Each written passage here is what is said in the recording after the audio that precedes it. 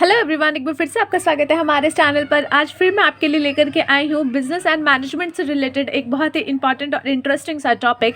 यहाँ पे जो हमारा टॉपिक है वो है आपका डेलीगेशन से रिलेटेड।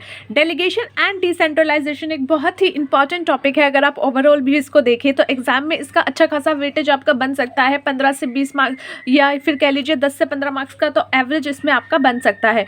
तो इसलिए इस टॉपिक में जितने भी आपके जो सब टॉपिक्स हैं या इंपॉर्टेंट सब टॉपिक्स हैं वो आप मत छोड़िएगा।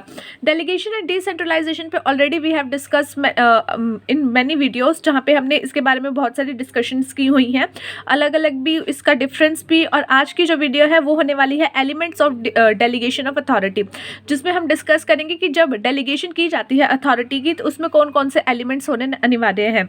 इसका क्वेश्चन कैसे बन सकता है, देखिए आपसे पूरा एक प्रॉपर क्वेश्चन पूछा जा सकता है कि डेलीगेशन एंड डिसेंट्रलाइजेशन क्या है, इसके क्या क्या एलिमेंट्स होते हैं और इनके बीच में क्या डिफरेंस है। तो ये पूरा एक क्वेश्चन आपका बन सकता है जो कि 15 से 20 मार्क्स का आराम से इसमें आपका कवरेज बन सकता है। So let's start the video. But उससे पहले अगर आपने अभी तक हमारे चैनल को सब्सक्राइब नहीं किया है या फिर पहली बार हमारे चैनल पे आ रहे हैं तो फटाफट हमारे चैनल को सब्सक्राइब कर लीजिए, साथ में बने हुए छोटे से बेल आइकन को प्रेस कर दीजिए ताकि फ्यूचर में जितनी भी वीडियोस हम अपलोड करेंगे उसका नोटिफिकेशन जो है आप तक सबसे पहले पहुंच जाएगा।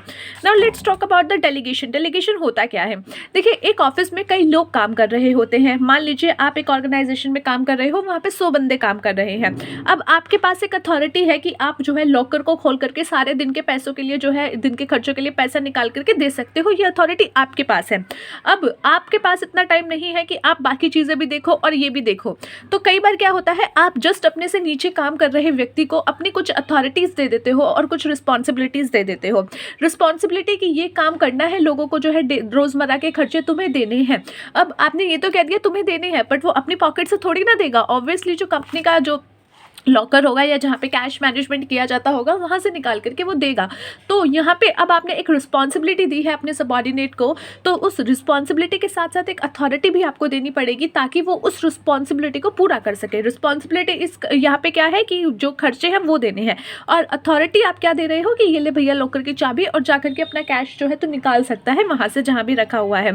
तो ये क्या है कि आप जो है अपने से जस्ट नीचे वाले व्यक्ति को, यानी अपने से जस्ट कनेक्टेड जो आपका सबॉर्डिनेट है, जो जस्ट आपसे कनेक्टेड आपके जस्ट नीचे है, तो उसको जो है अपनी रिस्पॉन्सिबिलिटी और अथॉरिटी जो है वो पास ऑन कर रहे हो, उसको दे रहे हो, या फिर उसको जो है थोड़े टाइम के लिए उसको दे जो है उस रिस्पॉन्सिबिलिटी को दे रहे हो। तो इसको कहा जाता है डेलीगेशन। अब डेलीगेशन ऑफ अथॉरिटी जब की जाती है, जब अथॉरिटी भी दी जाती है, तो उसके क्या एलिमेंट्स होते हैं। सबसे पहला एलिमेंट होता है असाइनमेंट ऑफ रिस्पॉन्सिबिलिटी। अब ऐसा तो नहीं है मैं आपको सिर्फ चाबी दे दूंगी और टाटा बाय बाय कर दूंगी। ऑब्वियसली कोई रिस्पॉन्सिबिलिटी भी दूंगी तभी वो चाबी देने का कोई फायदा होगा या अथॉरिटी देने का कोई फायदा होगा। तो सबसे पहला पॉइंट होता है असाइनमेंट ऑफ रिस्पॉन्सिबिलिटी। जब आप अपने डेलीगेशन या अथॉरिटी जो है अपने डेलीगेट कर रहे होते हो, तो पहला पॉइंट होता है कि आप कोई रिस्पॉन्सिबिलिटी असाइन कर रहे होते हो अपने सबॉर्डिनेट को। So the superior interest some responsibility और duty to a subordinate for performance. क्या किया जाता है कि यहाँ पे जो है एक सुपीरियर, एक अपने जस्ट नीचे के सबॉर्डिनेट को उस पर ट्रस्ट करके कुछ रिस्पॉन्सिबिलिटी देता है ताकि वो ड्यूटी उसको परफॉर्म कर सके, उसकी परफॉर्मेंस वो कर सके। दूसरा है कि अब रिस्पॉन्सिबिलिटी दी है तो ग्रांटिंग ऑफ अथॉरिटी देना बहुत ज़रूरी है। Okay, the next point is your granting of authority. अब रिस्पॉन्सिबिलिटी दी है तो रिस्पॉन्सिबिलिटी अपने आप पूरी नहीं होगी। रिस्पॉन्सिबिलिटी को पूरा करने के लिए आपको कोई ना कोई अथॉरिटी भी उन्हें ग्रांट करनी पड़ेगी। जैसे कि अभी आपने रिस्पॉन्सिबिलिटी दी कैश को लेकर के आप काम कीजिए। अब वो कैश को लेकर के काम कब करेगा, जब उसके पास अथॉरिटी भी होगी, कैश के लिए चाबी होगी, वो अथॉरिटी होगी कि वो कैश निकाल सकता है। The superior grants authority to the subordinate to carry out the duty assigned. अब वो क्या करेगा, अथॉरिटी भी उसको जो है ग्रांट करेगा ताकि जो ड्यूटी उसको असाइन की गई है या कह लीजिए जो रिस्पॉन्सिबिलिटी उसको दी गई है वो कंप्लीट कर सके।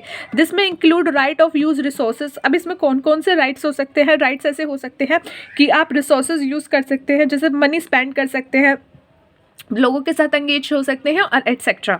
Next is accountability for performance. मैंने आपको जो है रिस्पॉन्सिबिलिटी दी, जाइए कैश निकालिए, आपको चाबी दे दी, तो क्या यहाँ तक खत्म हो गया? ऑब्वियसली अगर कुछ ऊपर नीचे होगा या कुछ प्रॉब्लम होगी तो आप उसके लिए अकाउंटेबल होगे। आप अकाउंटेबल क्यों होगे? क्योंकि आपके सुपीरियर ने, आपके बॉस ने आपको जो है असाइनमेंट दिया, कोई एक रिस्पॉन्सिबिलिटी दी, साथ ही साथ अथॉरिटी भी दी। तो अब अगर उसमें कुछ इश्यू होता है तो आप उसके लिए जो है अकाउंटेबल रहोगे कि हाँ भाई ये मेरे से गलती हुई है या मेरे से गलती नहीं हुई, तो उसको लेकर के अकाउंटेबिलिटी यानी कि उत्तरदायित्व जो रहेगा वो भी आपका रहेगा, क्वेश्चनेबल आप हो जाओगे अगर कुछ इशू हुआ तो। The last step in delegation is concerned with creating an obligation to carry out duty और responsibility and render an account of the result achieve through the use of delegation authority. The subordinate must be held accountable for the exercise of authority granted to him.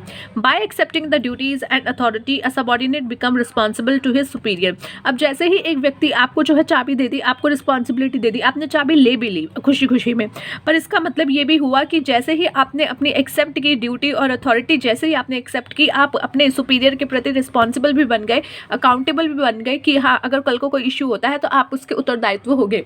तो वो आपसे reports ज़रूर लेगा कि कब कितना पैसा आपने खर्च किया, कहाँ खर्च किया। तो इसलिए अगर आपको कोई अथॉरिटी और रिस्पॉन्सिबिलिटी मिली हुई है तो अकाउंटेबिलिटी भी उसके साथ साथ चलेगी। तो ये था आज का हमारा टॉपिक जिसमें we have discuss about the elements of delegation of authority.